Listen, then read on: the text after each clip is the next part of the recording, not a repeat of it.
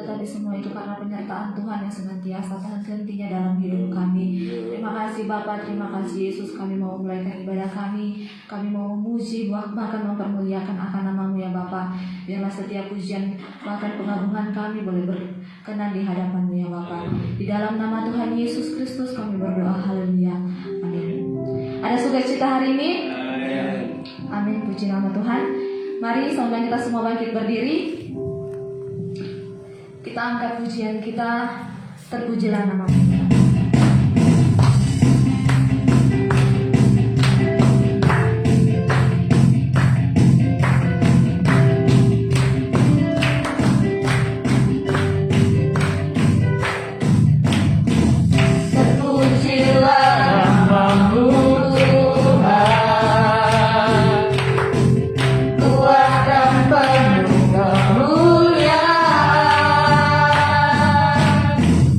Satu suara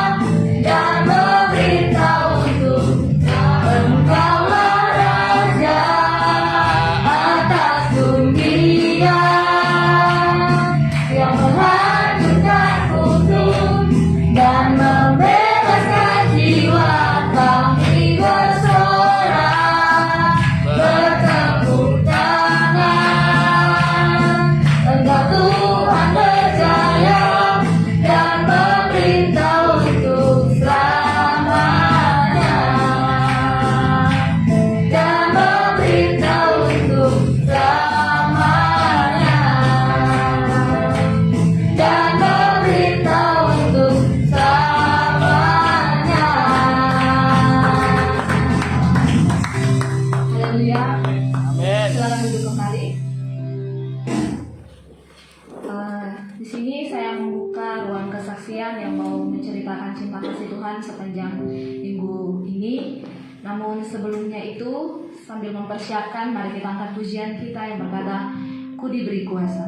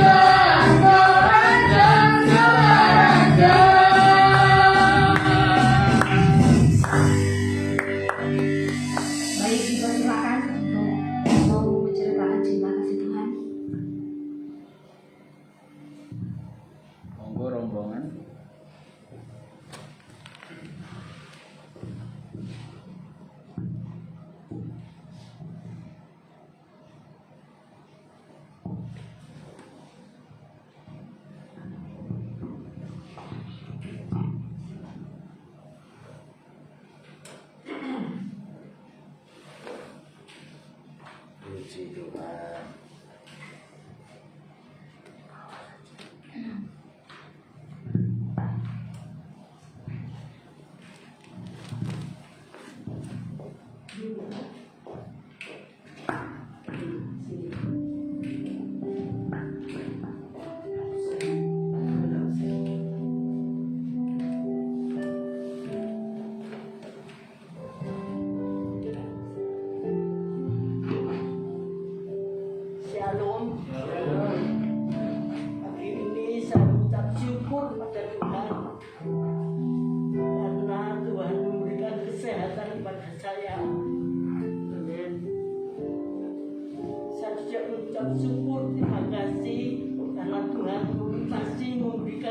kasih buat saya di dalam usia 63 tahun ini.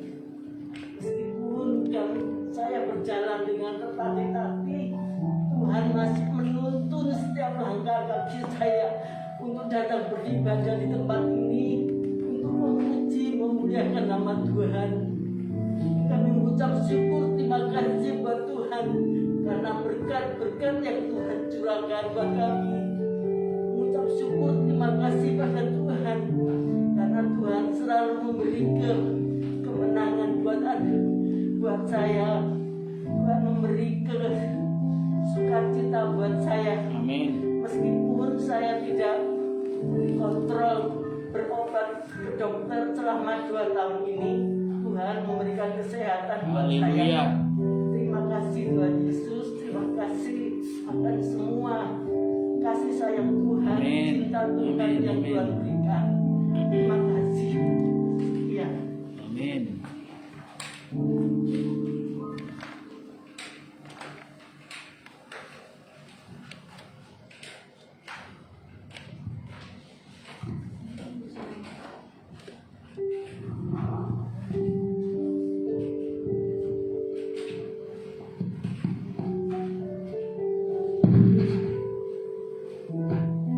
Puji nama Tuhan atas kesaksiannya. Selamat ulang tahun buat Haji, panjang umur, sehat selalu, diberkati segala apa yang dilakukannya. Biarlah 62 tahun tetap mengandalkan Tuhan dalam kehidupannya. Amin. Mungkin ada yang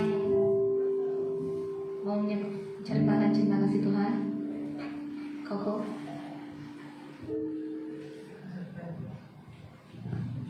Silakan.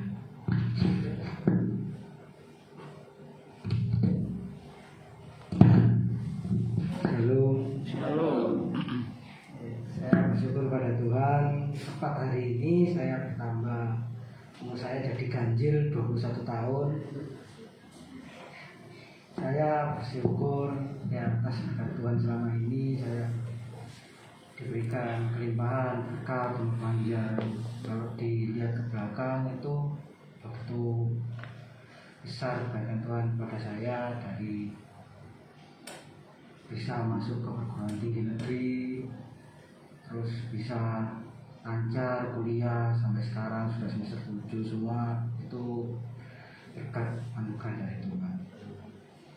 Ya, harapan saya di umur saya yang 21 ini bisa menjadi semakin baik. Amin. Bisa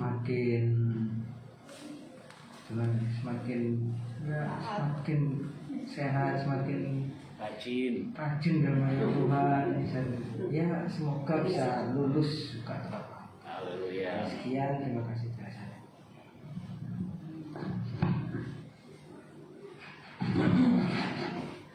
Selamat ulang tahun juga buat Koko, dari tadi pagi belum diucapin ya. Mungkin masih ada? Denny. Pak Denny, silakan.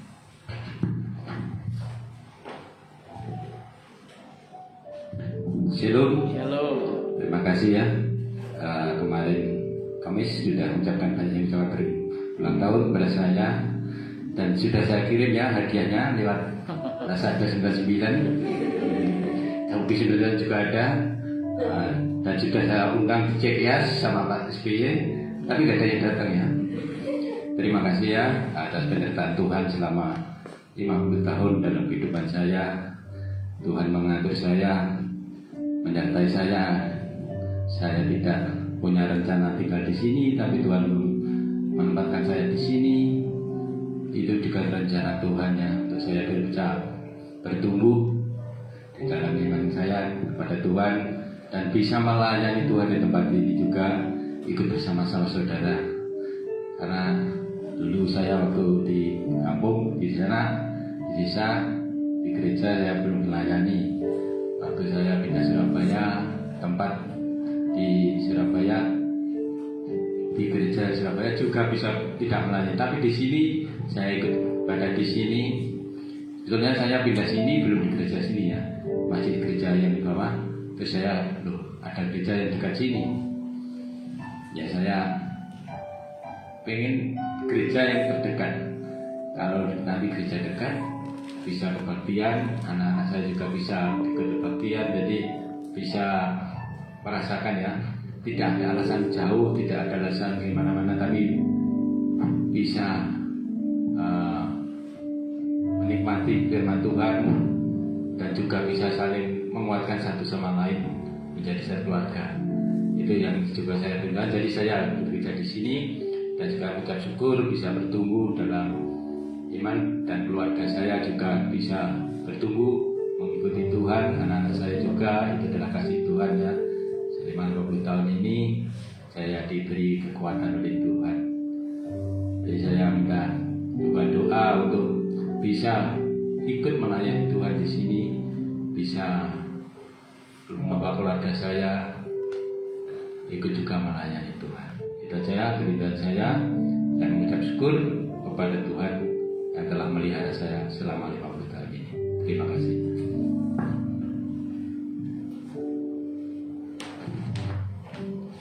Sekali lagi selamat ulang tahun buat Pak Dedi, dan buat kesaksiannya semua, biarlah Tuhan Yesus yang akan memberkati kita semua.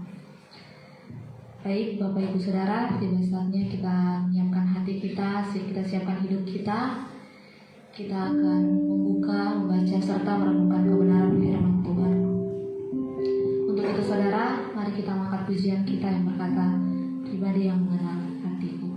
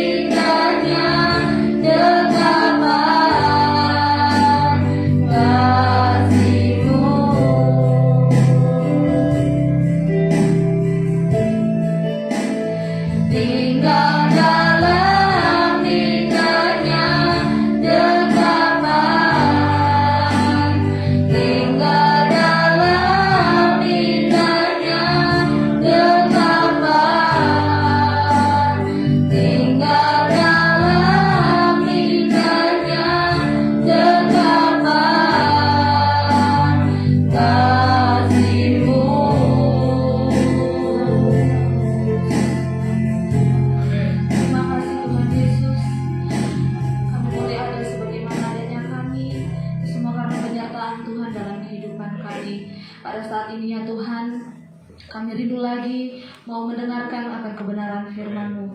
Biarlah firman-Mu yang akan kami dengarkan sebentar ya Bapa, tidak melulu begitu saja, tetapi akan mengambil bagian dalam kehidupan kami. Hamba-Mu ya Bapa yang dipersiapkan untuk memberitakan kebenaran firman-Mu. Berikan hamba-Mu hikmat, akal budi, kepandaian. Biarlah apa yang disampaikan oleh hamba-Mu itu benar-benar berasal daripada Tuhan. Berfirman-Lah ya Tuhan, sebab kami siap untuk mendengarkan firman-Mu. Di dalam nama Tuhan Yesus Kristus kami berdoa dan mengucap syukur. Haleluya. Amin.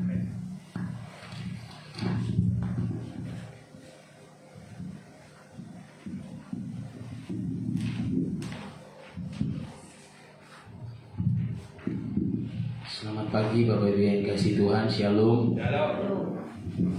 Damai sejahtera dari Tuhan Yesus Kristus kiranya menyertai kita semuanya, sehingga kita selalu di dalam perlindungan, kekuatan, keselamatan, dan kesehatan dari Tuhan.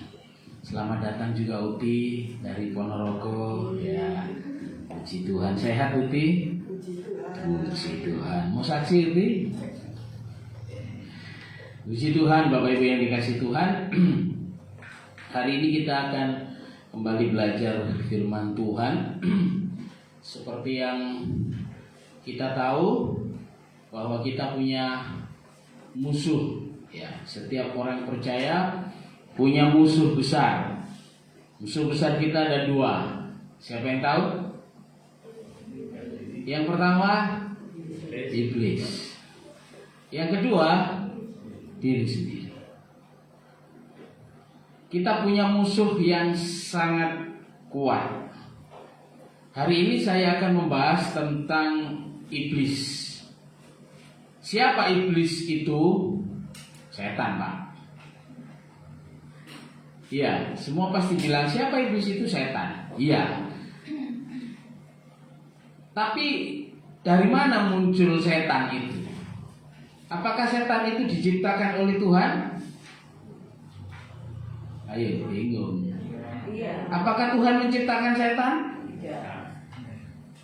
Loh, tadi iya, sekarang tidak. Sing bener sing iki. Apakah Tuhan menciptakan setan? Tidak. Kenapa? Karena Tuhan itu baik semata-mata, tidak ada yang jahat, sedang setan itu jahat. Dari mana munculnya kejahatan itu? Nah, di sini kita mempelajari bahwa yang namanya iblis itu sebenarnya dulunya adalah seorang malaikat. Dia adalah malaikat yang sangat elok, yang sangat cantik, yang sangat hebat. Ya, dia penghulu, pemimpin dari tim pujian penyembahan di dalam kerajaan sorga. Dia punya anak buah sangat banyak, karena anak buahnya itu adalah sepertiga dari jumlah malaikat di sorga. Itu tim pujian penyembahan yang setiap hari menyembah Allah. Artinya malaikat ini ada di sekitar Allah, sangat dekat dengan Tuhan. Namanya Lucifer. Kalau Anda membaca Alkitab Anda, Alkitab Lembaga Alkitab Indonesia, terjemahan Indonesia, ya, Anda tidak akan menemukan kata Lucifer di sana. Nama Lucifer tidak ada. Tapi kalau Anda membaca terjemahan bahasa Inggris New King James Version, Anda akan menemukan kata Lucifer di sana. Nanti kita baca, ya. Nanti kita baca. Namanya Lucifer dari bahasa Latin lux dan vere. Lux itu cahaya, vere itu membawa. Bagus ya. Arti nama Lucifer itu membawa cahaya. Bagus sekali. Tapi saya yakin sekali tidak ada orang di sini yang mau memberi nama anaknya Lucifer. Ada? Padahal arti nama Lucifer itu membawa cahaya. Lucifer ini seorang malaikat, ya kalau dia disebut seorang, ya itu penyebutan kita. Seorang malaikat yang diperlengkapi Tuhan dengan banyak sekali talenta. Kalau kita membaca nanti kita akan membaca siapa sesungguhnya Lucifer ini, saudara. Kita lihat aja di Yesaya 14. Yesaya 14 ayat yang ke 12.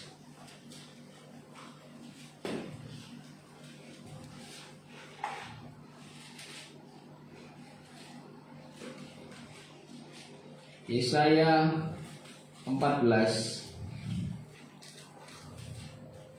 ayat 12 mulai. Wah, engkau sudah jatuh dari langit, hai bintang timur, putra fajar. Engkau sudah dipecahkan dan jatuh ke bumi, hai yang mengalahkan bangsa-bangsa. Engkau yang tadinya berkata dalam hatimu, aku hendak naik ke langit, aku hendak mendirikan tahtaku mengatasi bintang-bintang Allah, dan aku hendak duduk di atas bukit pertemuan jauh di sebelah utara. Aku hendak naik mengatasi ketinggian awan-awan. Garis bawahi kalimat ini, hendak menyamai yang maha tinggi. 15. Sebaliknya ke dalam dunia orang mati, engkau diturunkan ke tempat yang paling dalam di liang kubur. Ada yang punya versi New King James dalam gadget Anda? Mungkin ada yang pakai HP. Saya baca yang pakai terjemahan bahasa Inggris ya. King James Version. How art thou fallen from heaven, O Lucifer, son of the morning? How art thou cut down to the ground, which didst weaken the nation? Yang melemahkan bangsa-bangsa. Wow, engkau sudah jatuh dari langit, oh Lucifer. Dalam bahasa Indonesia LAI menerjemahkannya dengan kata bintang timur, putra fajar. Tapi namanya Lucifer.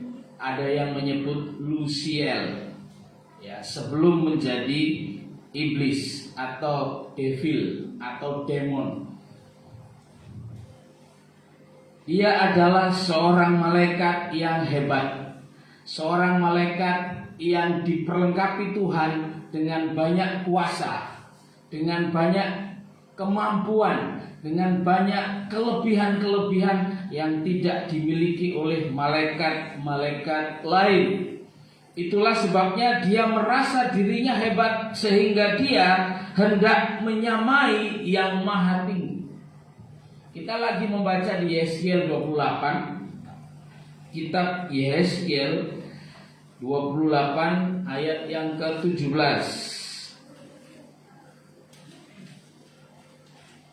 Ayat ini melengkapi informasi yang kita dapat dari Yesaya. Engkau sombong karena kecantikan. Atau lebih baik kita baca dari ayat yang ke-14 ya.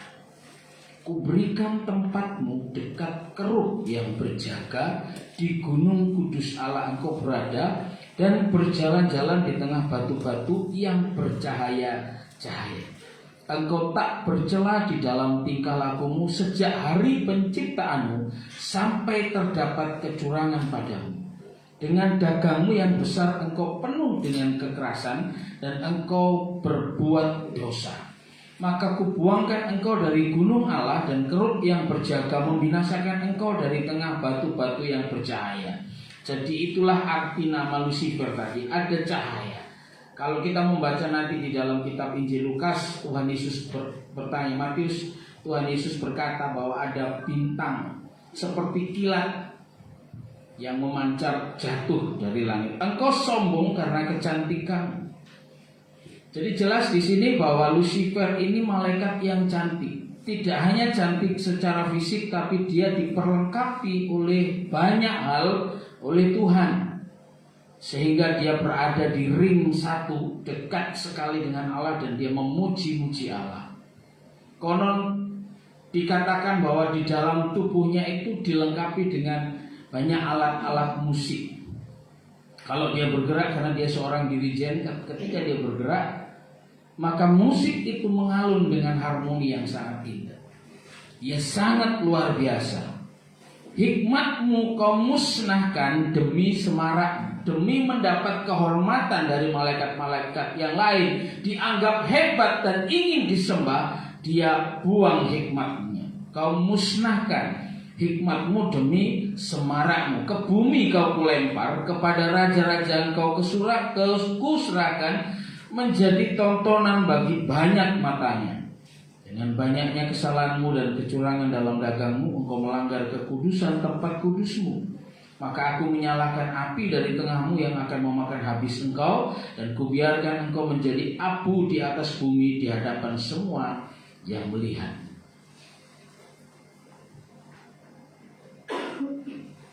Kalau kita membaca di Injil Lukas ini, Yesus berkata, aku melihat iblis jatuh seperti kilat dari langit. Ini konteksnya murid-murid kembali dari menginjil, dari bersaksi ya.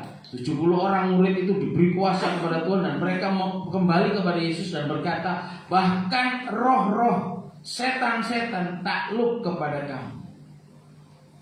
Lalu Tuhan berkata ini, aku melihat iblis jatuh seperti kilat dari langit, cahaya yang turun dari langit jatuh ke bumi. Saudara yang dikasihi Tuhan, satu ayat lagi di dalam Wahyu pasal 12 ayat yang ke-7 tentang Lucifer, malaikat yang jatuh dalam dosa.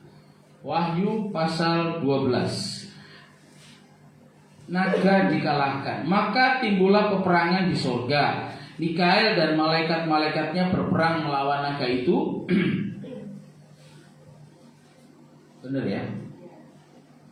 Dan naga itu dibantu oleh malaikat-malaikatnya, tetapi mereka tidak dapat bertahan. Mereka tidak mendapat tempat lagi di sorga. Dan naga besar itu, si ular tua yang disebut iblis atau Satan, yang menyesatkan seluruh dunia, dilemparkan ke bawah. Ia dilemparkan ke bumi bersama-sama dengan malaikatnya. Jadi iblis itu adalah mantan malaikat yang memberontak kepada Tuhan karena ingin disembah seperti Allah. Malaikat kok bisa sombong, Pak? Malaikat kok bisa berdosa, Pak? Dari mana munculnya dosa?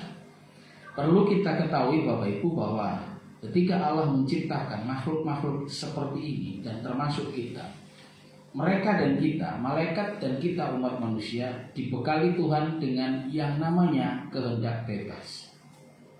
Karena Allah tidak mau penyembahan kepadanya itu penyembahan seperti mesin seperti robot. Jadi tinggal di setting, diklik, menyanyi, memuji. Itu bukan pujian yang berangkat dari hati dan Tuhan tidak suka. Jadi malaikat dan manusia itu diberi kehendak bebas. Kemuliaan yang ditaruh Allah terhadap Lucifer itu ternyata tidak mampu dipikul dengan baik sebagai tanggung jawab yang harus dikerjakan kepada Tuhan. Tetapi dia merasa dirinya hebat. Memang dia hebat. Memang Lucifer itu hebat. Sebab itu manusia itu sulit mengalahkan iblis ini kalau tidak dengan kuasa Tuhan. Ya, tidak mungkin kita bisa mengalahkan iblis. Karena dia memang diperlengkapi Tuhan dengan kuasa. Dan dengan kuasanya itu dia dilemparkan ke bumi. Saudara yang dikasihi Tuhan, mengapa iblis memusuhi manusia? Ini pertanyaan penting. Mengapa iblis itu memusuhi manusia? Ada yang bisa jawab? Kira-kira kenapa iblis itu memusuhi manusia? Karena manusia melakukan yang terbaik untuk Tuhan. Manusia melakukan yang terbaik untuk Tuhan. Terus? Iya, terus kenapa? Apa hubungannya dengan iblis? Mengapa iblis memusuhi manusia? Karena Tuhan begitu mengasihi manusia. Tuhan mengasihi manusia, terus iblisnya iri gitu. Ingin dikasihi juga. Bapak Ibu yang dikasihi Tuhan, setelah iblis menjadi sombong, Dia dibuang Tuhan ke bumi. Sampai percaya nggak kalau ciptaan Tuhan itu selalu indah? Percaya? Karena Allah kita sempurna, maka seluruh ciptaannya pasti sempurna. Setuju ya? Termasuk bumi. Termasuk bumi itu ciptaan Tuhan yang sempurna. Tapi kalau kita baca Kejadian pasal 1, coba sampai buka sebentar aja, kita baca Kejadian pasal 1 ayat yang kedua, bunyinya bagaimana?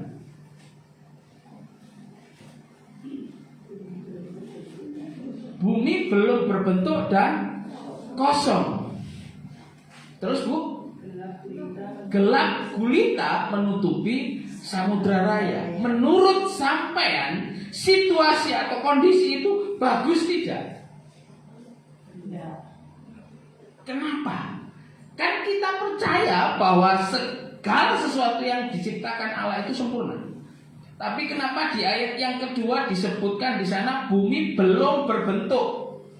Kacau. Bahasa Yunaninya, bahasa Ibraninya itu tohu wabohu, yang artinya kacau balau. Loh, kan ciptaan Tuhan, kan Tuhan sempurna. Berarti ciptaan yang pasti sempurna. Tuhan tidak pernah menciptakan kejahatan. Termasuk iblis Tuhan nggak pernah ciptakan. Nggak ada bagian kejahatan, roh kejahatan di dalam diri, nggak ada. Terus tiba-tiba ada setan, tiba-tiba ada iblis. Dari mana dia? Ada pemberontakan. Kenapa ayat 2 di Kejadian 1 itu berkata bumi belum berbentuk dan kosong, kegelapan menutupi samudra raya. Seluruh bumi waktu itu ditutupi oleh air. Tidak ada yang hidup. Seluruh bumi ditutupi oleh air dan gelap gulita mengelilingi. Kacau balau. Kenapa? Ini alasan mengapa iblis memusuhi manusia. Karena iblis diusir oleh Tuhan dari surga, dia sakit hati dan marah sama Tuhan. Dia dendam sama Tuhan. Jadi ketika Tuhan merestorasi bumi, setelah dia dibuang ke bumi, dia bikin kacau bumi. Ya Tuhan, ayat-ayat yang kita baca tadi jelas mengatakan bahwa iblis ini dilemparkan ke bumi, bukan? Nah di bumi itu dia bikin bumi jadi gelap gulita. Dia bikin bumi jadi kacau balau. Jadi antara ayat 1 dan ayat 2 itu ada rentang waktu yang sangat panjang, yaitu kisah di mana iblis dilemparkan ke bumi. Dan di bumi dia bikin kacau bumi.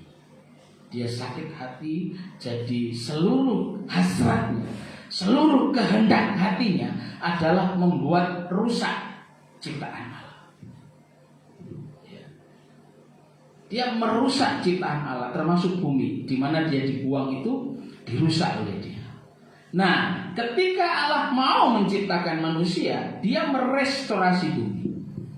Ayat 3 itu ya, ayat 3 di Kejadian 1 itu dia mulai merestorasi bumi, didandani bumi, dibalik nomanya. Dia pisahkan air dari daratan, dia ciptakan terang lebih dahulu ya. Dia buat terang, lalu dia pisahkan air di atas dengan di bumi. Air yang ngumpul itu dipisahkan yang laut ya, disendirikan, oh ini laut, oh ini gunung, ini daratan. Dipisahkan, ditoto ulang menjadi bagus. Dia ciptakan matahari, bulan, bintang. Sampai di hari ke-6 dia ciptakan manusia. Sekalipun iblis sudah berhasil mengacaukan bumi ciptaan Allah, dia tidak puas. Ketika manusia di Taman Eden, dia menggoda Hawa. Sampai akhirnya Hawa jatuh dalam dosa. Hawa jatuh dalam dosa bersama Adam, kemudian mereka diusir dari Taman Eden. Dan Taman Eden tertutup untuk siapapun. Ada 2 malaikat yang dengan pedang bernyala-nyala berdiri di depan pintu gerbang itu, sehingga tidak ada orang yang bisa masuk ke Taman Eden. Menurut informasi geografis yang ditulis oleh Alkitab, Taman Eden itu ada di sekitaran Timur Tengah, di Irak. Karena di sana ada sungai Tigris, sungai Efrat, sungai Pison, sungai Gihon. Itu adanya di sana. Jadi jangan heran kalau Tuhan menempatkan bangsa Israel itu di sekitaran situ, tanah Kanaan. Karena itulah tanah terbaik, itulah Taman Eden. Sedang Taman Eden sendiri tertutup bagi manusia. Karena di Taman Eden itu tumbuh satu pohon yang namanya pohon kehidupan. Kalau orang makan pohon itu dia tidak akan mati. Kalau orang itu tidak mati, hidup di dalam dosa, cara Yesus tidak bisa menebus orang itu. Dia kekal di dalam dosanya. Karena itu Tuhan tutup Taman Eden. Inilah iblis. Iblis adalah mantan malaikat yang jatuh ke bumi dan kemudian menggoda Adam dan Hawa, sehingga manusia pertama itu jatuh dalam dosa. Manusia itu jatuh dalam dosa dan iblis berhasil seolah-olah mempermalukan Tuhan. Aku balas dendam. Seluruh ciptaanmu tak rusak. Manusia diciptakan serupa dan segambar dengan Allah, bukan? Tetapi ketika manusia itu jatuh dalam dosa, maka gambar Allah di dalam manusia itu menjadi rusak. Itulah tujuan iblis. Apakah dia puas? Berhenti menjatuhkan manusia? Ternyata tidak. Tuhan melakukan karya penebusan melalui darah Yesus. Yesus disalib, manusia ditebus dan dilayakkan untuk bersekutu kembali dengan Bapa. Iblis gak terima. Dia terus berusaha untuk menjatuhkan manusia. Dia terus berusaha. Matius 24 ayat 24. Coba kita baca. Tolong yang bisa mendapat pertama membaca Matius 24 ayat yang ke-24. Silakan. Matius 24 ayat yang ke-24. Sebab Mesias palsu dan nabi-nabi palsu akan muncul, dan mereka akan mengadakan tanda-tanda yang dahsyat dan mujizat-mujizat, sehingga sekiranya mungkin mereka menyesatkan orang-orang pilihannya. Bapak Ibu, ayat ini mari kita ingat baik-baik untuk menjadi alarm bagi kita. Hari-hari ini nubuatan ini sudah muncul, sudah sering terdengar. Anda yang pegang gadget, mungkin setiap saat Anda mendapat info dari YouTube, dari TikTok, dari mana saja itu. Oh, di sana ada awan kelihatan seperti Yesus. Iya enggak? Betul. Ada fenomena-fenomena yang seolah-olah wah di sana Yesus. Yesus sendiri berkata, akan ada Mesias di sana, akan ada Mesias di sana. Jangan percaya, karena Yesus tidak akan muncul sebelum waktunya. Apa yang kita lihat sebagai fenomena itu adalah hasil nubuatan. Muncul Mesias palsu, nabi-nabi palsu, dan mengadakan tanda-tanda yang dahsyat dan mujizat-mujizat. Sekiranya mungkin, garis bawahi Bapak Ibu, dan ini kita anggap baik-baik. Sekiranya mungkin mereka, iblis dan anak buahnya ini, menyesatkan orang-orang pilihan juga. Anda dan saya orang-orang pilihan. Jadi Anda dan saya adalah target operasi iblis. Anda adalah sasaran utama iblis. Hati-hati Bapak Ibu, kita belajar bersama-sama, sebab iblis ini memang bukan musuh yang mudah dikalahkan, bukan lawan yang ringan. Iblis ini lawan yang berat. Dia sudah memiliki banyak hikmat dari Tuhan, ditambah dia berumur jauh lebih tua dari sampean dan saya. Ada yang tahu umurnya iblis? Jauh lebih tua dari umurnya bumi. Ada yang tahu umurnya bumi? Yuk, umur bumi berapa? Sampai pada waktunya nanti baru iblis akan dimasukkan ke dalam neraka bersama seluruh anak buahnya, sepertiga malaikat yang dulunya adalah tim praise and worship di dalam kerajaan surga. Bapak Ibu, ini juga menjadi sedikit menyimpang ya, catatan sendiri tersendiri bagi kita. Bukan berarti orang yang sudah melayani di gereja itu pasti masuk surga. Tim pujian penyembahan yang melayani di surga saja masuk neraka. Apalagi sampean dan saya. Jadi hati-hati untuk kita bertindak, untuk kita melayani Tuhan itu benar-benar dengan kerendahan hati. Kesombongan membuat iblis dicampakkan ke bumi, di bagian bumi yang paling bawah itu ada neraka. Ini penting untuk kita pahami, Bapak Ibu. Jadi iblis itu punya kekuatan super. Makanya dia bisa membuat tanda-tanda dan mujizat-mujizat. Jangan heran kalau iblis bisa membuat tanda-tanda dan mujizat-mujizat. Dia bisa menyembuhkan orang sakit? Bisa.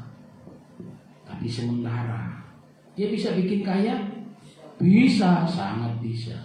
Tapi sementara dan ada harganya. Apa harganya? Hidupmu, jiwamu itu menjadi miliknya iblis. Kalau sudah menjadi milik iblis, di mana? Iblis tidak pernah masuk surga. Jadi jangan berpikir, aku melu iblis, bu iblis bertobat masuk surga. Iblis tidak akan pernah bertobat. Karena hikmatnya sudah dimusnahkan demi semaraknya.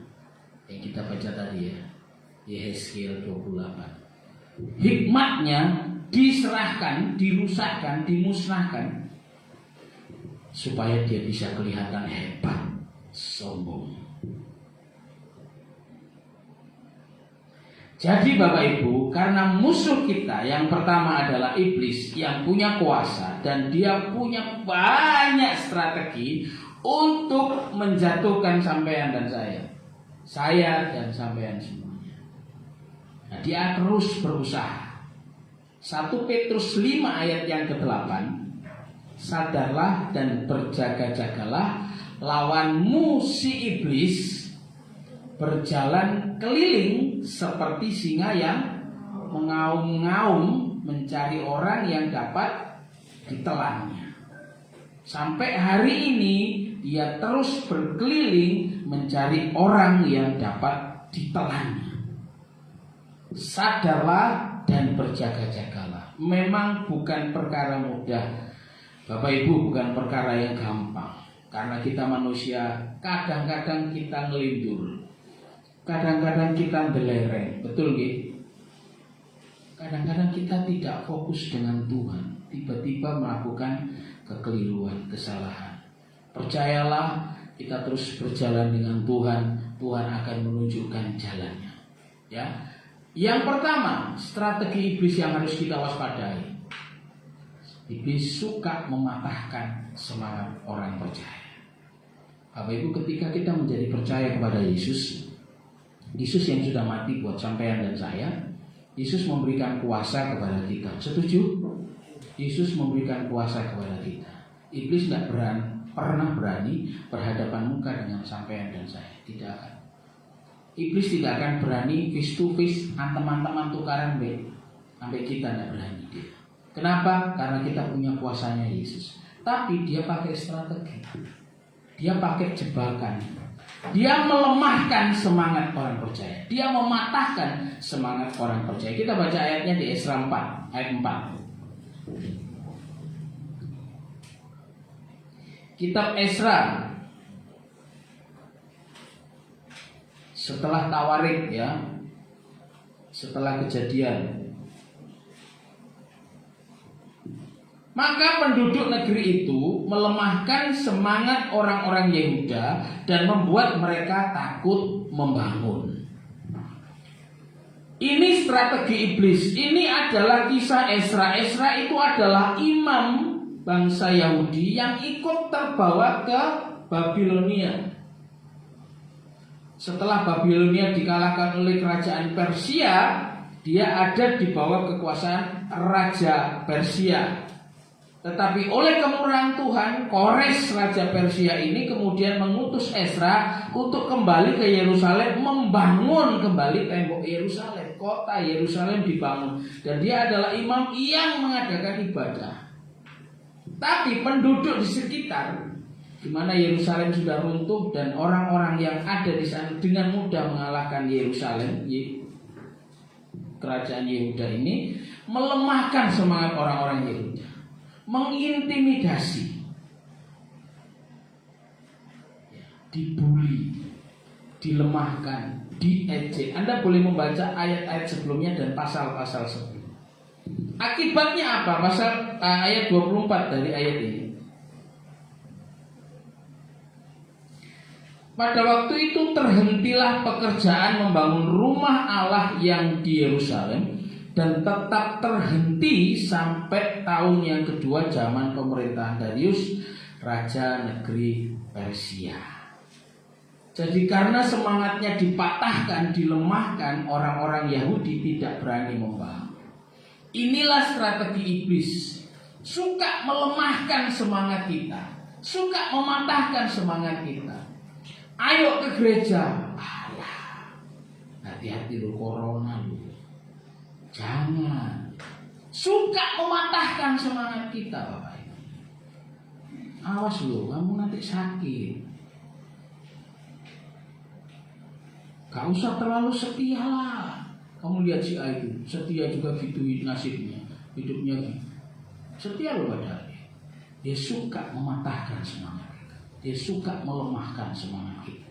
Sehingga Kamis kemarin saya sampaikan renungan kan, bahwa iblis itu suka sekali menggunakan indera kita untuk membuat kita lemah. Indera kita, mata kita seringkali dipakai untuk membuat kita, karena melihat keadaan, karena mata kita melihat keadaan, kita menjadi lemah. Ini strategi iblis yang pertama, Bapak Ibu. Ya. Bilangan 13 ayat 31 sampai 33. Ini kisah pengintaian bangsa Israel. Musa mengutus 12 pengintai untuk mengintai Kanaan. Kita baca saja Bilangan 13 ini.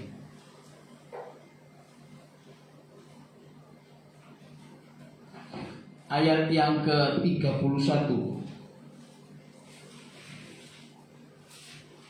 Tetapi orang-orang yang pergi ke sana bersama-sama dengan dia, bersama-sama dengan Yosua dan Kaleb, berkata, kita tidak dapat maju menyerang bangsa itu karena mereka lebih kuat daripada kita. Juga mereka menyampaikan kepada orang Israel kabar busuk tentang negeri yang diintai mereka dengan berkata, negeri yang telah kami lalui untuk diintai adalah suatu negeri yang memakan penduduknya. Dan semua orang yang kami lihat di sana adalah orang-orang yang tinggi-tinggi perawakannya. Juga kami lihat di sana orang-orang raksasa, orang enak yang berasal dari orang-orang raksasa. Dan kami lihat diri kami seperti belalang. Dan demikian juga mereka terhadap kami. Pasal 14 ayat 1 itu adalah dampak dari perkataan orang-orang ini. Segenap umat itu mengeluarkan suara nyaring dan bangsa itu menangis. Pada malam itu bersungut-sungutlah semua orang Israel. Iblis seringkali menggunakan panca indera kita untuk melemahkan semangat kita. Dia menggunakan situasi dan kondisi yang ada di sekitar kita untuk membuat kita tidak fight, tidak berani bertarung. Kamu loh, badanmu sakit, lemah kayak gitu, kok ngapain ke gereja? Di rumah saja.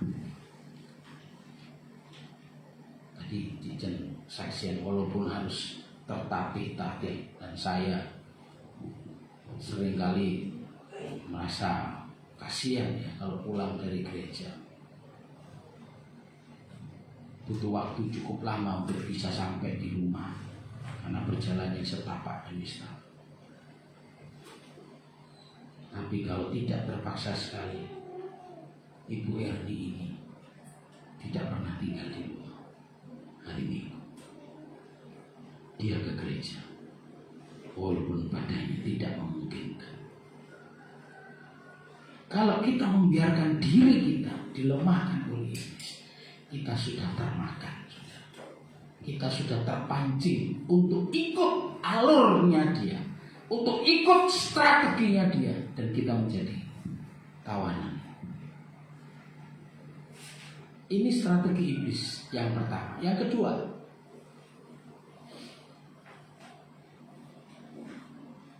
dia suka mencuri waktu dan pelayanan kita. Suka dia mencuri waktu. Caranya bagaimana? Kita dibuat sibuk. Yang bekerja dibuat omsetnya naik, dibantu supaya dia kerja lebih keras, lebih keras, lebih keras.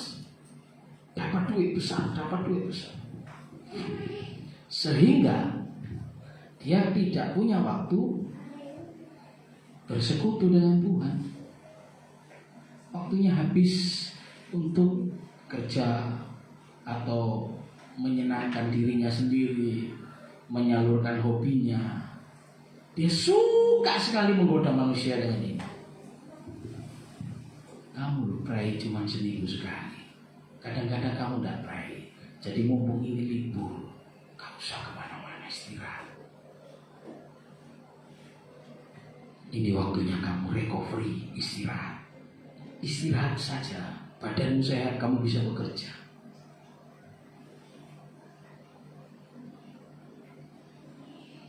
Pelayanan juga dicuri, saudara. Sudahlah, gak usah melayani dulu. Kondisinya tidak memungkinkan. Berhentilah dulu. Bapak Ibu, ini mohon maaf, saya tidak bermaksud untuk memprovokasi Anda. Tidak, ini firman Tuhan, saudara. Dan ini memang strategi yang harus kita waspadai. Iblis suka sekali melakukan hal-hal ini untuk membuat kita jauh dari Tuhan. Itu cara iblis. Iblis tidak bisa mengalahkan kita man to man. Dia menggunakan siasat. Salah satu siasatnya ini, dengan memperhadapkan kita kepada situasi dan kondisi yang sedang ada di sini. Ngapain kamu setia sekali ke gereja? Ngapain? Wis, kamu di rumah saja. Percayalah Bapak Ibu, Tuhan sangat suka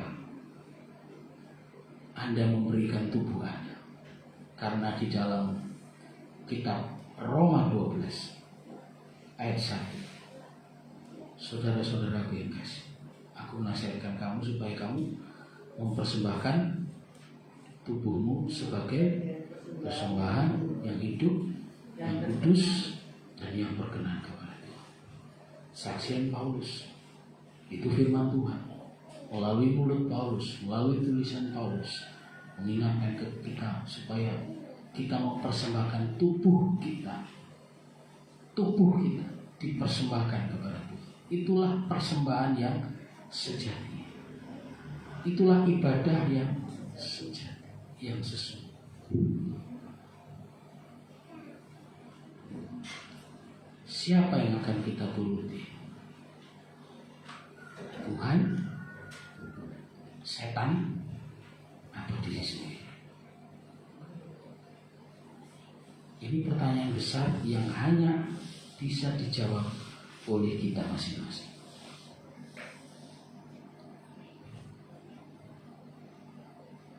1 Tesalonika 2 ayat 18. Ini kesaksian Paulus ya. Di dalam kitab Tesalonika. 1 Tesalonika pasal 2 ayat yang ke-18. Sebab kami telah berniat untuk datang kepada kamu, Paulus dan temannya Silwanus dan Timotius ya. Kami berniat untuk datang kepada kamu. Aku, Paulus, malahan lebih dari sekali. Tetapi iblis telah mencegah kami. Iblis suka mencegah pelayanan orang-orang percaya. Terimalah firman Tuhan dengan hati terbuka. Terimalah firman Tuhan dengan ucapan syukur. Kita akan diberkati oleh Tuhan. Ya, Bapak Ibu yang dikasihi. Yang ketiga, strategi iblis yang ketiga adalah membangkitkan rasa bosan dalam diri orang-orang percaya. Bosan berdoa, bosan baca Alkitab, bosan beribadah, bosan nyanyi. Oh, lagu itu bosan. Ketika tidak ada pujian di dalam mulut kita, saudara, iblis masuk. Karena ketika kita memuji Tuhan, siapa yang duduk? Allah duduk di atas puji-pujian umat. Ketika kita memuji Tuhan, Allah ada hadir. Walaupun sampai sambil goreng tempe, Anda memuji Tuhan, Allah hadir. Tapi kalau mulut kita terkunci tidak memuji Tuhan, siapa yang hadir? Setan. Sing dieling loro ati. Si A iku wis garaya aku mau mangkel. Si B ku utangi gak disaur-saur. Si C ku ngudo aku ae terus. Ketika kita tidak memuji Tuhan, yang hadir setan. Dia bikin galau kita. Dia bikin kita stres, depresi. Karena semua yang kita ingat adalah kejahatan, yang jahat-jahat, yang jelek-jelek. Ayat 10 ayat 1.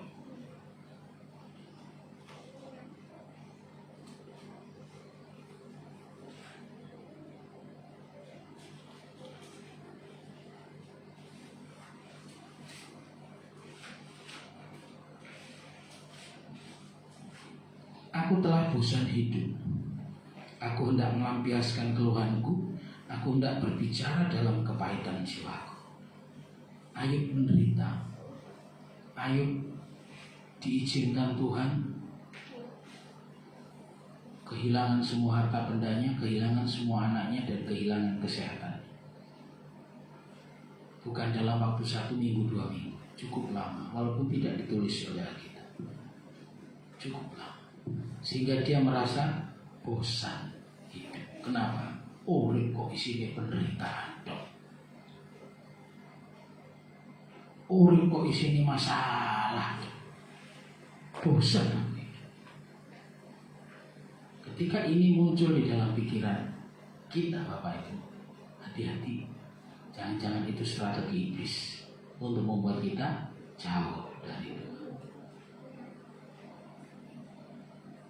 Bosan dengan situasi yang ada, lalu cari pelampiasan. Kesukaan-kesukaan dunia, kesenangan-kesenangan dunia. Kisah Rasul 20 ayat 9.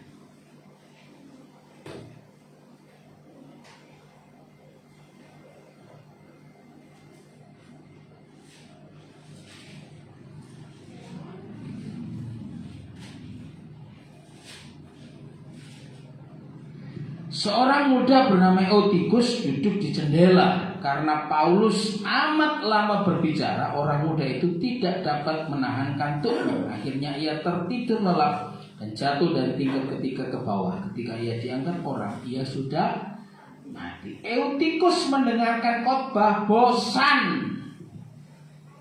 Sudah situasinya, lokasi dia duduk itu sangat strategis. Kenapa? Dekat jendela. Jadi dia bisa lihat ke dalam, bisa lihat keluar. Angin semeliling masuk. Enak seger, isis. Paulus ngomong apa sih? Pak David ngomong apa sih? Gak mari-mari ngomong ceket mah. Bosan dengan firman Tuhan. Ngantuk. Jatuh. Gambaran secara fisik, Eutikus jatuh dari tingkat 3 ke bawah dan mati. Kalau kita terapkan di dalam hidup kita, mungkin kita sedang bosan dengan firman Tuhan. Yang jatuh itu bukan tubuh badan kita, tapi roh kita jatuh, mati. Karena kita merasa bosan dengan Tuhan, bosan dengan masalah, bosan membaca Alkitab, bosan memuji Tuhan, bosan beribadah, bosan melayani, bosan hidup.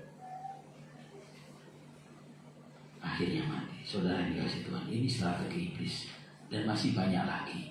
Tapi kalau diceritakan semua rasanya sampai bisa pulang sore. Ya, ini yang paling sering terjadi, yang paling umum dan perlu kita waspadai. Musuh kita iblis, Pak. Ini belum musuh diri sendiri, ya. Ini iblis yang dari luar. Dia suka membuat kita seperti ini. Ya, dia suka mencuri waktu kita. Besok mau ibadah, minggu mau ibadah. Sudah siap-siap, Sabtu malam sudah siap-siap pagi.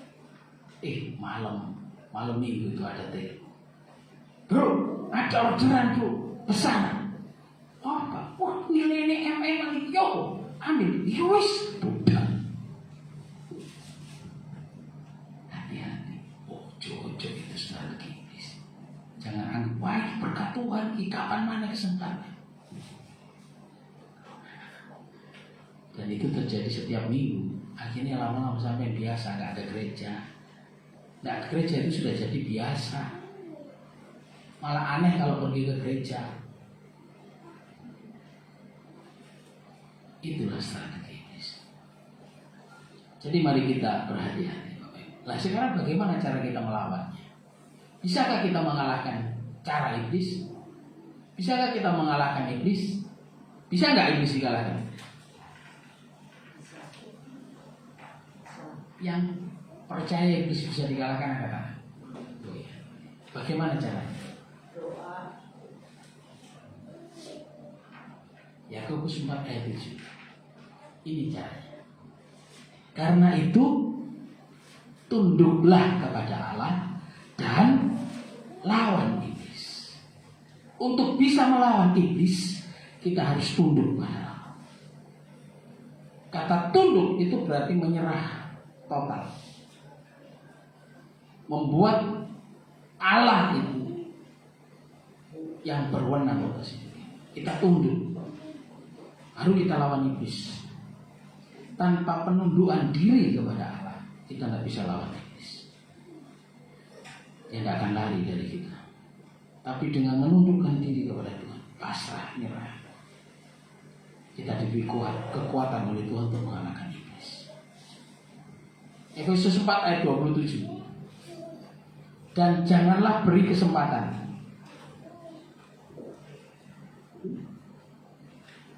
Iblis mainnya di sini, Pak. Iblis mainnya di kesempatan. Bang Jail, Bang yang di TV itu yang penjara itu, Bang. Ya? Bukan, yang pakai topeng separuh itu loh. Dulu acara selama.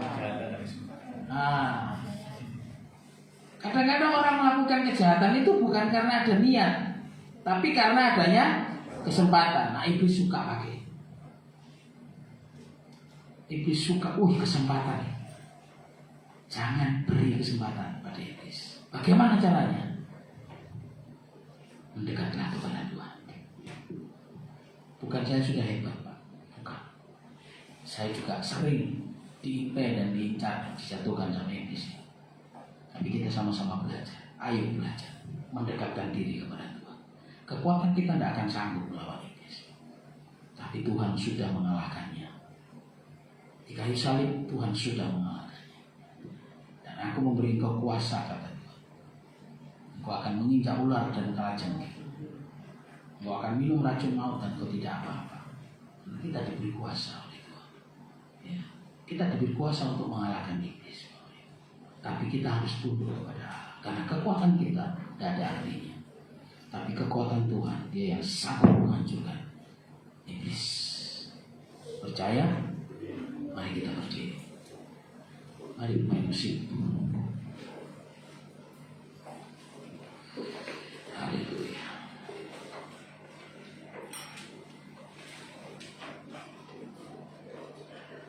Bawaku ke gunung kudus-Mu, di tempat kediaman-Mu. Biar kemuliaan melingkupi hidupku, jiwaku kan dipuaskan. Hanya dekat-Mu, itu yang ku perlu. Kau sumber penghiburanku, dan Kau yang ubahkan air mataku jadi lembah yang bermata air. Sebab itu ku memuji-Mu, tinggi Kau Allahku, mulutku kan selalu puji-Mu dan angkat tangan sembah-Mu, tinggikan nama-Mu, Yesus, kemuliaan bagi-Mu.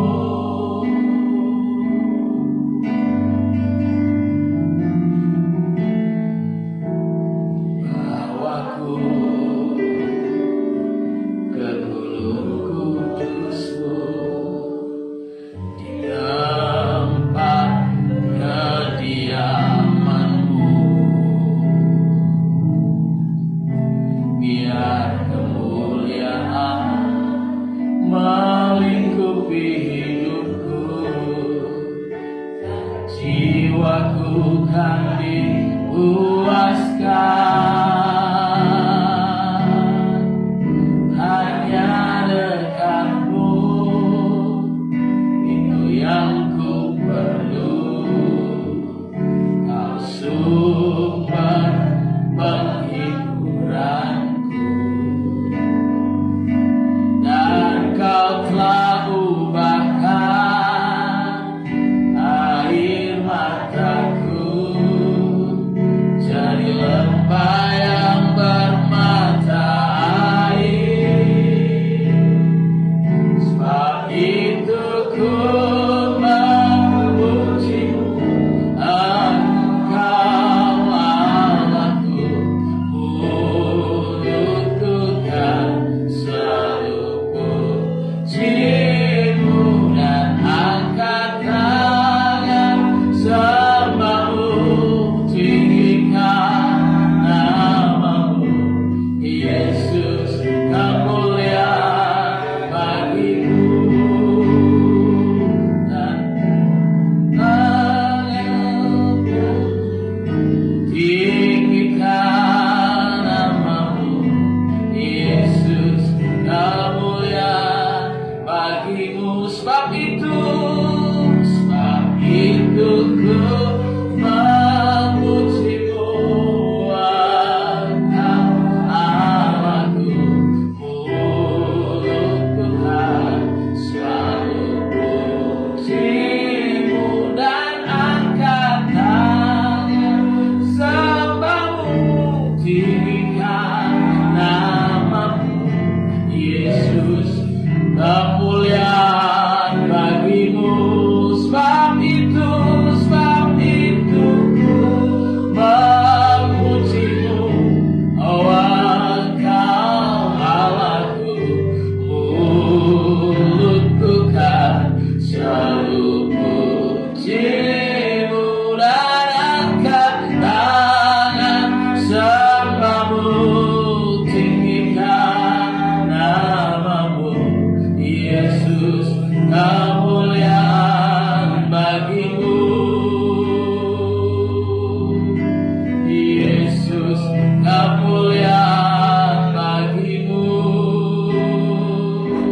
Oh Yesus, kemuliaan bagi-Mu. Sembah Tuhan, haleluya. Hanya dengan Allah saja kita sanggup melawan iblis.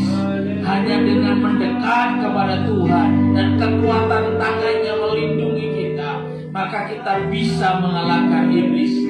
Oh haleluya, haleluya, haleluya, haleluya. Iblis menggunakan setiap kesempatan dalam hidup kita untuk menjatuhkan kita ke dalam dosa. Itu pengalaman saya.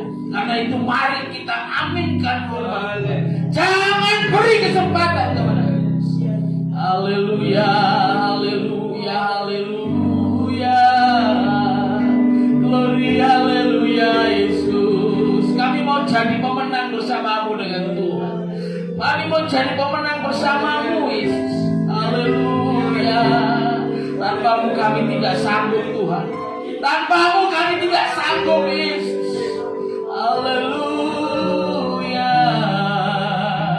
Terima kasih Yesus. Terima kasih. Haleluya.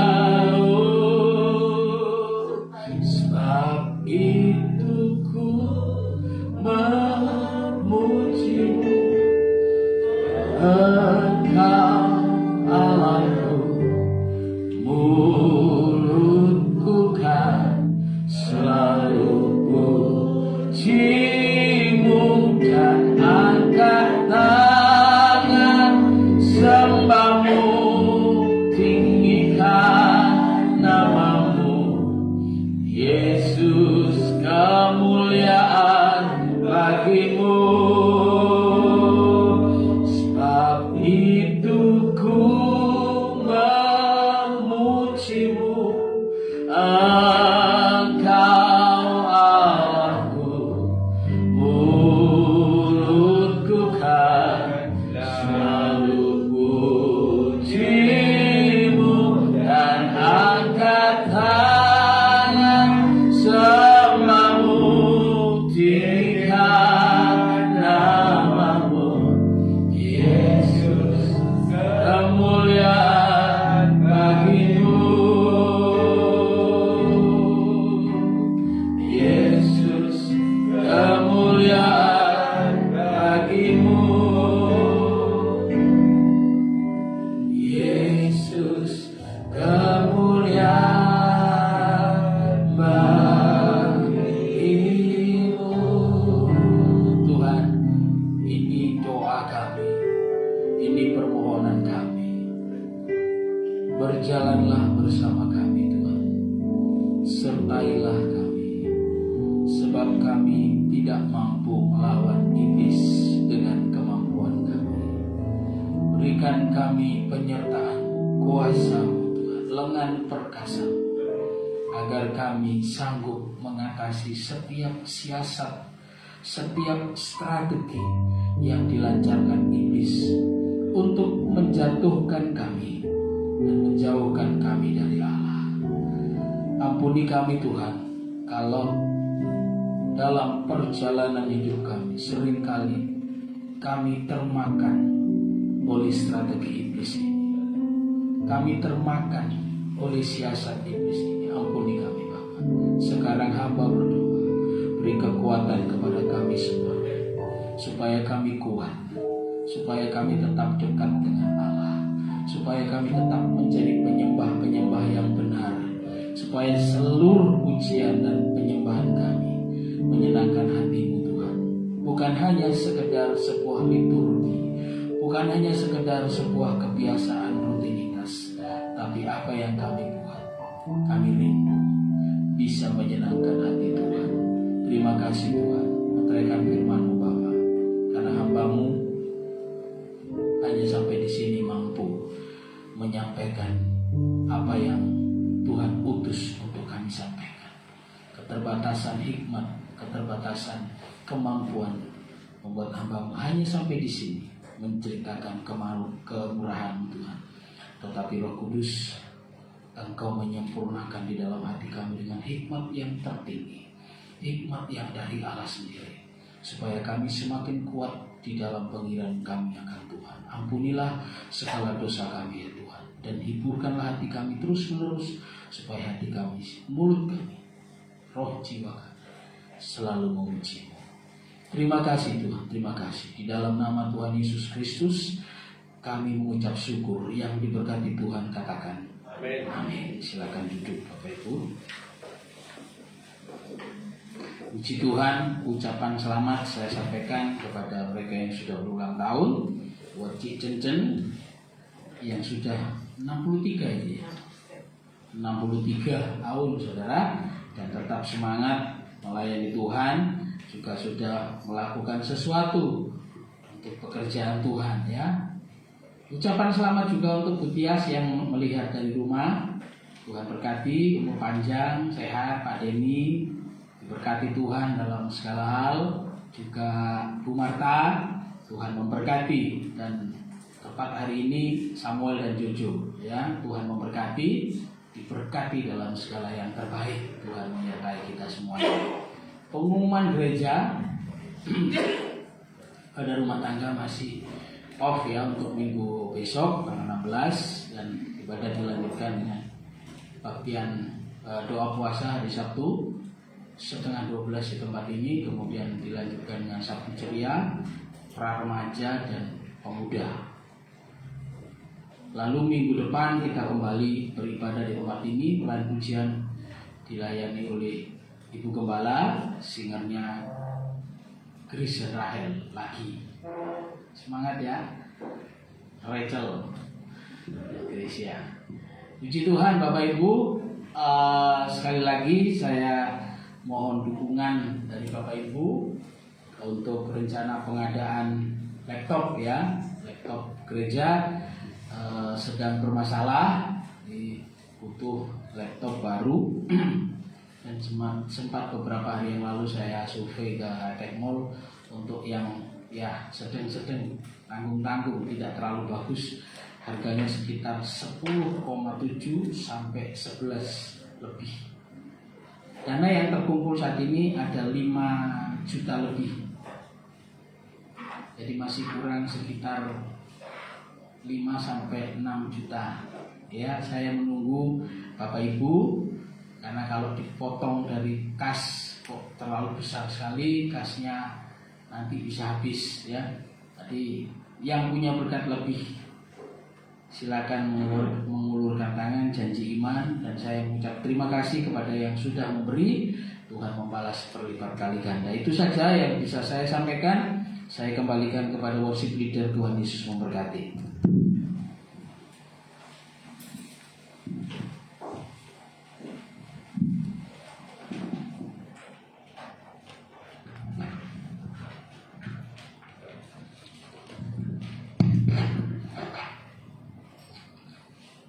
Amin. Buat kebenaran firman Tuhan, diberkati hambanya telah menyampaikan kebenaran firman Tuhan.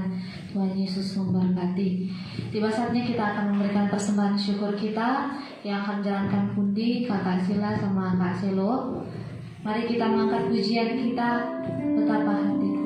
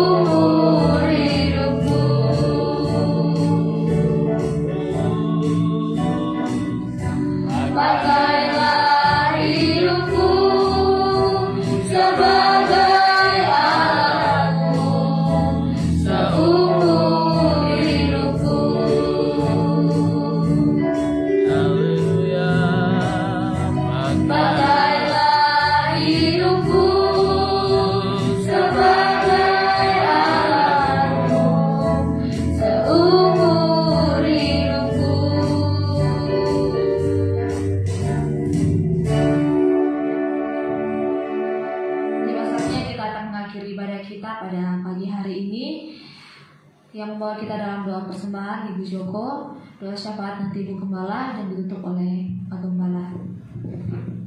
Segala puji syukur yang bagi nama-Mu Tuhan. Terima kasih Tuhan, penyertaan Tuhan bagi hari ini, pada pagi hari ini Tuhan. Terima kasih Tuhan, kita memuji memuliakan nama-Mu. Kami juga sudah mempersembahkan apa yang kami punya Tuhan. Dan semoga persembahan ini menjadi guna untuk gereja-Mu. Tangan-tangan yang sudah memberi maupun yang belum memberi Tuhan, Tuhan juga berkati. Terima kasih Tuhan, dan hari ini sekiranya dapat memberkatkan kerajaan-Mu di bumi ini. Terima kasih Bapa, segala puji syukur bagi nama dalam nama Tuhan Yesus Kristus. Haleluya. Kami menaikkan doa syafaat kami kepadamu Tuhan pada saat pagi hari ini. Kami berdoa terus buat bangsa kami. Tuhan, pulihkan negara kami, pulihkan keadaan bangsa kami, di mana bangsa kami saat ini dalam keterburukan, tetapi kami percaya Allah kami luar biasa yang akan memulihkan, dan Tuhan juga memberikan hikmat kepada semua para pemimpin-pemimpin kami, mulai dari yang tertinggi sampai yang terendah, supaya mereka bisa melakukan tugas mereka dengan baik dan mereka mendapatkan solusi-solusi yang baik juga bagi keadaan yang ada di negara kami ini.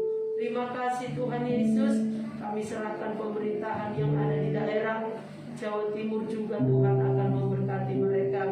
Pekerjaan Tuhan yang ada di negara kami, dari Sabang sampai Merauke juga Tuhan memberkati. Para hamba-hamba Tuhan yang melayani dipakai dan diurapi oleh Tuhan. Pakai hidup mereka semua menjadi berkat bagi seluruh jemaat Tuhan, dimanapun Tuhan telah menempatkan mereka. Biarlah kuasa Tuhan, urapan Tuhan, mujizat Tuhan terjadi di tengah-tengah pelayanan pekerjaan-Mu. Kami doakan semua umat-umat-Mu Tuhan, di mana umat-umat Tuhan di hari-hari ini banyak yang mengalami keadaan lemah imannya kepada Tuhan. Dipulihkan, dikuatkan kembali, supaya umat-umat Tuhan tetap mencari Tuhan, tetap mengandalkan Tuhan. Walaupun dalam keadaan sulit, kami tahu Tuhan tidak pernah meninggalkan. Terpujilah nama Tuhan. Kami berdoa buat pekerjaan Tuhan di tempat ini juga. Tuhan terus berkarya di dalamnya, memberkati dan mengurapi. Roh Kudus akan mengalir dan mengalir di tengah-tengah pekerjaan Tuhan. Dipulihkan dengan kuasa-Mu, diberikan urapan yang baru, diberikan kuasa. Tuhan, nama-Mu dipuji dan dipermuliakan. Semangat yang baru di dalam kami melayani Tuhan. Kami berdoa buat semua sidang jemaat-Mu, berikan kekuatan kepada mereka. Terima kasih Tuhan. Khususnya pagi hari ini kami doakan mereka semua yang Tuhan sudah tambahkan usianya 1 tahun lagi. Kami tahu bukan perbuatan tangan manusia, tetapi ada kuasa, ada mujizat, ada rencana yang Tuhan kerjakan dalam hidup mereka. Kalau mereka ada sampai hari ini, semua karena anugerah-Mu ya Tuhan. Berkaryalah dalam hidup mereka, memberkati apa yang mereka kerjakan semuanya. Terima kasih Bapa yang baik. Kami naikkan doa syafaat kami ini ke dalam tangan kuasa-Mu, dan kami percaya Tuhan mendengarkan dan menjawab tepat pada waktunya. Di dalam nama Tuhan Yesus Kristus. Haleluya. Kiranya Engkau memberkati aku melimpah-limpah dan memperluas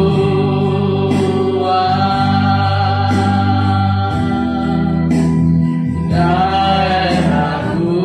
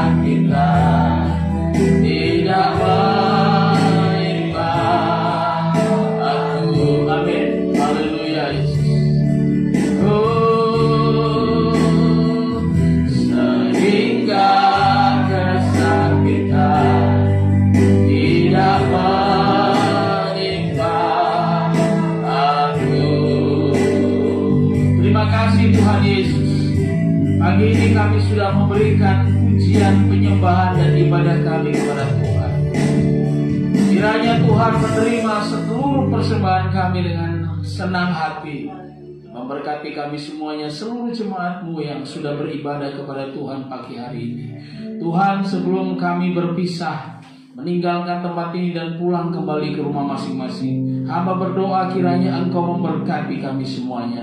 Hamba berdoa Tuhan berkati pekerjaan, usaha, bisnis, dan semua yang dikerjakan oleh umat-Mu ini untuk mendatangkan penghasilan bagi mereka, untuk kesejahteraan hidup rumah tangga mereka. Tuhan berkati tangan mereka, Tuhan berkati hikmat mereka, sehingga mereka berhasil dalam segala yang dikerjakannya. Mereka terus naik dan tidak turun. Mereka menjadi kepala dan bukan ekor. Dan di dalam segala situasi, posisi dan kondisi mereka memuliakan Tuhan menjadi berkat. Berkati juga kesehatan kami Tuhan di tengah iklim yang tidak menentu dan juga masih di dalam bahaya ancaman pandemi virus corona ini. Tuhan terus menudungi kami dengan kekuatan kuasa-Mu supaya kami tetap sehat dan dengan tubuh yang sehat. Kami memuliakan nama Tuhan, melindungi keluarga kami, rumah tangga kami Tuhan, bungkus di dalam damai sejahtera Allah. Memberkati anak-anak kami Tuhan, Engkau juga menyertai mereka. Berdoa secara khusus untuk yang berulang tahun, untuk Cicencen, untuk Pak Denny, untuk Bu Tias, untuk Bu Marta, untuk Samuel yang hari ini tepat berulang tahun, juga Jojo. Tuhan memakai mereka semuanya agar mereka menjadi berkat bagi siapapun yang ada di sekitar mereka Tuhan. Mereka menjadi teladan hidup. Mereka mempermuliakan nama-Mu Tuhan, membuat segala yang mereka upayakan berhasil. Terima kasih Tuhan, terima kasih Bapak. Berdoa buat yang sakit di antara jemaat Tuhan. Apabila ada yang sakit hari ini, ulurkan tangan-Mu yang penuh kuasa dan sembuhkanlah sakit mereka. Angkat kelemahan mereka Tuhan. Dalam nama Yesus, yang susah dihiburkan, yang lemah dikuatkan, yang berbeban berat diberikan kekuatan, kelegaan, yang berkekurangan Tuhan mencukupi mereka dengan segala yang baik. Demikian tangan-tangan yang sudah berkorban, Tuhan berkati, Tuhan limpahkan kasih sayang. Tangan-tangan yang mengembalikan persepuluhan, Tuhan tambahkanlah berkat di dalam ekonomi mereka, penghasilan mereka semakin berlimpah-limpah dengan kasih setia Tuhan. Dan apapun yang mereka kerjakan berhasil. Terima kasih Tuhan. Berdoa secara khusus untuk pengadaan laptop baru bagi gereja. Tuhan tolong, Tuhan sediakan dananya. Kami percaya Engkau tidak pernah gagal, karena Engkau menyediakan tepat pada waktunya Bapa, supaya segala kemuliaan hanya bagi Tuhan. Terima kasih Tuhan. Sekarang kami akan pulang Bapa. Lindungi kami dalam perjalanan, tibakan kami di rumah dengan selamat, baik yang berjalan kaki maupun yang berkendara, yang dekat yang jauh. Tutup bungkus kami dengan kuasa-Mu, dan tibakan kami di rumah dalam keadaan baik, untuk kami terus memuji dan menyembah-Mu. Berdoa Tuhan Yesus untuk seluruh orang tua kami, Tuhan beri mereka panjang umur dan sehat dalam nama Yesus. Terima kasih Tuhan, terima kasih. Jemaat yang dikasih Tuhan, terimalah berkat. Pulanglah di dalam kasih sayang, anugerah, damai sejahtera dari Allah Bapa, persekutuan di dalam cinta kasih serta keselamatan yang disediakan oleh Allah Putra, penghiburan, pertolongan, penyertaan dari Allah Roh Kudus yang menyertai kita sekarang dan sampai selama-lamanya, yaitu di dalam nama Tuhan Yesus Kristus yang diberkati Tuhan. Mari kita sama-sama katakan amin. Selamat siang, Tuhan Yesus memberkati.